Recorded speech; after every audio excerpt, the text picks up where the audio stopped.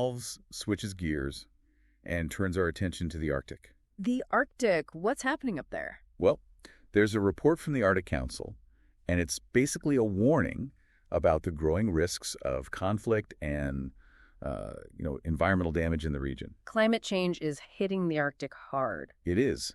The ice is melting, opening up new shipping routes, and suddenly all these oil, gas, mineral deposits are becoming more accessible. So it's a mix of opportunity and danger for those Arctic nations. They want to develop the resources, but they also have to protect the environment and worry about security, too. It's a tough balancing act. Yeah. And Russia's being pretty assertive about it all. They've got a lot at stake up there, the longest Arctic coastline of anyone. Exactly. They've been beefing up their military presence, building new bases, sending in troops, conducting exercises.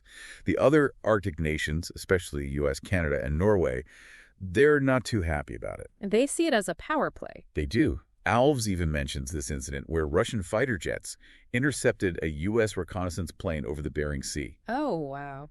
Yeah, tensions are running high.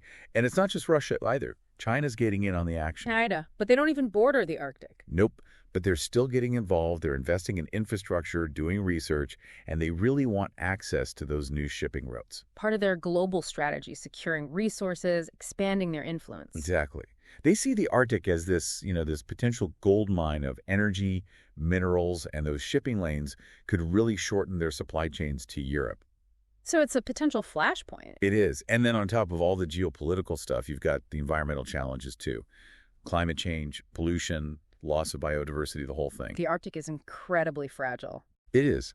And the melting ice, well, it's threatening the habitat of polar bears, walruses, and, rising sea levels are putting coastal communities at risk. It's a really delicate ecosystem that's being disrupted at an alarming rate. We can't afford to ignore what's happening up there. We can't. Alves stresses the need for international cooperation more than ever. Yeah. What do you think are the most important areas for that cooperation?